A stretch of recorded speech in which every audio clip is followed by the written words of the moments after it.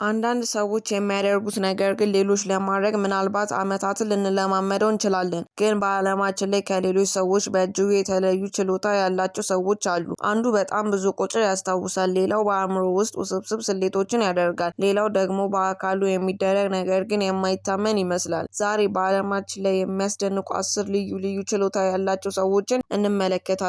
እስከ ቪዲዮ መጨረሻ ድረስ አብራችን ቆዩ። ቻናላችንን ሰብስክራይብ፣ ቪዲዮን ላይክ ማድረግ እንዳይረሳ።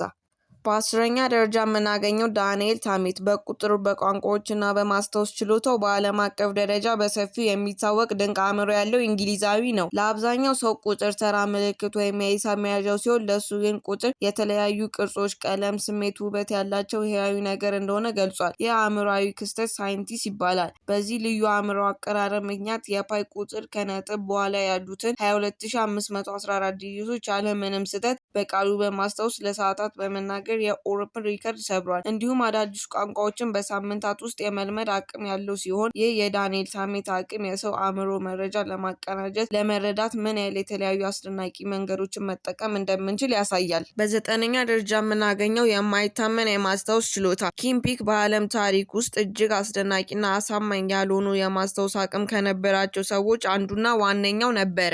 በህይወት ዘመኑ ያነበባቸው ከ12,000 በላይ መጽሐፍት፣ የታሪክ ክስተቶች፣ የሙዚቃ ኖቶች፣ የስልክ ቁጥሮች፣ የካርታ ዝርዝሮች ከ98% በላይ በትክክል በማስታወስ የመናገር አቅም ነበረው። በተጨማሪ በአንድ ጊዜ 2 ገጾችን ግራ ገጽ በግራ አይኑ፣ ቀኝ ገጽ በቀኝ አይኑ በሰከንድ ውስጥ የማንበብ መረጃውን ሙሉ በሙሉ የማስቀመጥ አስደናቂ አእምሮ ተሰጥኦ ነበረው። የእሱ አስደናቂ አቅም በሰው አእምሮ የማስታወስ ገደብ ላይ ትልቅ ጥናት እንዲኖረው መንገድ የከፈተ ሲሆን፣ ሆሊውድ ሬን መን የተባለ የታዋቂ ኦስካር አሸናፊ ፊልም እንዲሰራ ዋና መነሻ ሆኗል። በ8ኛ ደረጃ የምናገኘው ዶሚኒክ ኦብራየን። ዶሚኒክ ኦብራየን የማስታወስ ሻምፒዮን። አሁን ደግሞ የሰው ልጅ አእምሮ መረጃ በፍጥነት በብዛት የመያዝ አቅም ወደሚገለጥበት የማስታወስ ሜሞሪ ጥበብ እንሂድ። ዶሚኒክ ኦብራየን 8 ጊዜ የዓለም የማስታወስ ሻምፒዮን ወይም ወርልድ ሜሞሪ ሻምፒዮን አሸናፊ በመሆን የራሱን ስም በታሪክ መዝገብ ላይ ያሳረፈ እንግሊዛዊ ነው። እሱ በሺዎች የሚቆጠሩ ቁጥሮችን፣ የተደባለቁ የመጫወቻ ካርዶችን ቅድመ ተከተልና አዳዲስ መረጃዎችን በጥቂት ደቂቆች ውስጥ በልዩ የማስታወስ ችሎታ በመጠቀም ሙሉ በሙሉ የመያዝ ችሎታ አለው። ይህ አቅም የሚያሳየን የማስታወስ ችሎታ የተፈጥሮ ስጦታ ብቻ ሳይሆን አእምሯችን በትክክለኛው ዘዴ ካሰለጠነው ከተጠቀምነው የማስታወስ አቅማችን በከፍተኛ ደረጃ ማሳደግ እንደምንችል ነው።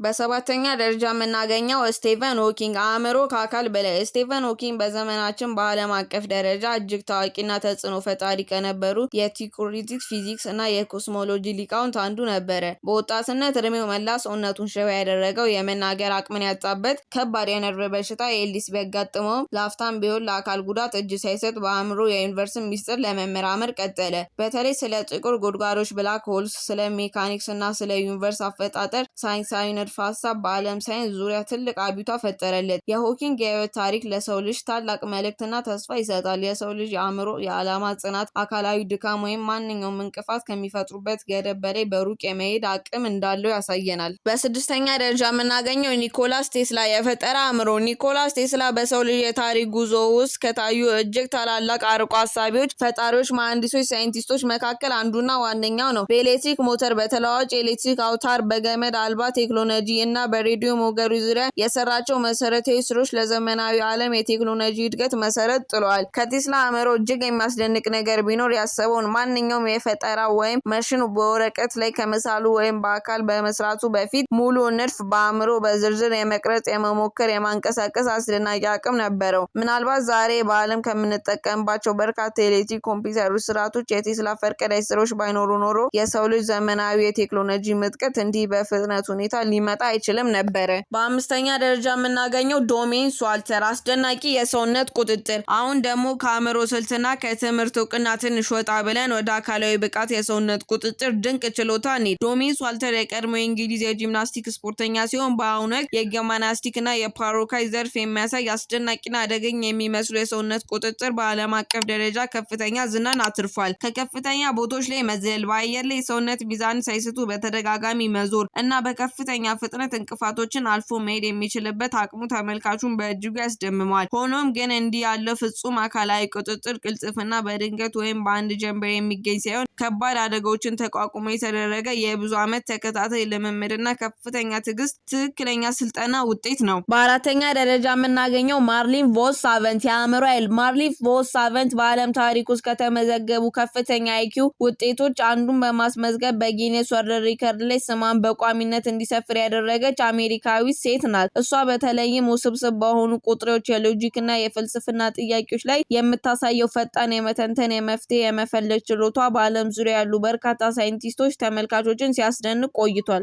ነገር ግን እሷ ራሷ እንደምትናገረው ከሆነ የሰው ልጅ አይኪው ቁጥር ብቻ የሰውን ብልሃት፣ ጥበብ፣ አጠቃላይ ስኬት ሙሉ በሙሉ ሊገልጸው አይችልም። ከከፍተኛ አይኪው ጎን ለጎን የፈጠራ አቅም፣ ችግርን በሰከነ መንገድ የመፍታት ጥበብ፣ ስሜታዊ ብልህነትና አዳዲስ ሀሳቦችን የማመንጨት አቅም ለሰው ልጅ ስኬት እጅግ አስፈላጊ ነው ትላለች። በሶስተኛ ደረጃ የምናገኘው ሊዮኔል አንድሬስ ሜሲ የእግር ኳስ ልዩ ችሎታ። በዘመናችን የእግር ኳስ ታሪክ ውስጥ ሊዮኔል ሜሲን የማያውቀው ወይም በጨዋታ ስልቱ ያልተደመመ የእግር ኳስ አድናቂ ማግኘት እጅግ ከባድ ነው። ሜሲ ኳስን ከእግሩ ጋር ጣብቆ በመያዝ በሚገርም ቅልጥፍና ማቆጣጠር፣ በሚሊ ሰከንዶች ልዩነት በሚደረግ እንቅስቃሴዎች በጠባብ ቦታ ውስጥ በርካታ ተከላካዮችን ጥሎ ማለፍ እና ያልተጠበቀ ውሳኔዎችን በከፍተኛ ፍጥነት መስጠት የሚችል ልዩ ተሰጥኦ ባለቤት ነው። አብዛኛው ተጫዋች በሜዳ ውስጥ በሚያደርገው ሩጫና አካላዊ እንቅስቃሴ ሲመራ፣ ሜሲ ግን ሜዳውን ሙሉ በሙሉ በአእምሮ የመመልከት የጨዋታውን ሂደት አስቀድሞ የመረዳት አቅም አለው። የእሱ አስደናቂ ችሎታ ከተፈጥሮ የተሰጠ ስጦታ ብቻ ሳይሆን ከሕፃንነቱ ጀምሮ ላለፉት አያሌ ዓመታት ካደረገው ያልተቋረጠ ልምምድ ከስፖርት ጨዋታው ከከፍተኛ ስልጠና ጋር የተያያዘ ውጤት ነው።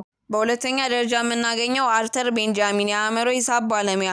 አርተር ቤንጃሚን እጅግ በሚያስገርም ፍጥነት ትክክለኛ የአእምሮ ሂሳብ በመስራት በዓለም አቀፍ ደረጃ ስሙ በገናናነት የታወቀ አሜሪካዊ የሂሳብ ፕሮፌሰር ነው። በተለያዩ የቲቪ ፕሮግራሞች፣ የመድረክ ትዕይንቶች ላይ ሲቀርብ ተመልካቾች በካልኩሌተር አስልተው ከመጨረሳቸው በፊት እሱ ረጅምና ውስብስብ የሆኑ ባለ ብዙ ዲጂት ቁጥሮችን ብዜቶችን በማካፈል በጭንቅላቱ ብቻ በሴከንዶች ውስጥ አጥርቶ ይፈታል። አብዛኞቹ ሰዎች የቀላል ሂሳብ ለመስራት እንኳን ወረቀት፣ እስክሪብቶ ወይም ካልኩሌተር ሲፈልጉ፣ እሱ ግን በአእምሮ ውስጥ ባዘጋጀው ልዩ የማስላት ስልት ምስላዊ ዘዴ ህያዊ ካልኩሌተር ሆኖ ይሰራል። ይህ አስደናቂ አቅሙ የሰው ልጅ አእምሮ በተገቢው ስልቱ ቀጣይነት ባለው ልምምድ ከተኮተኮተ እስከ ምንም ያህል የጠለቀ ስልት አቅም ላይ መድረስ እንደሚችል ለዓለም ያሳየ ትልቅ ምሳሌ ነው።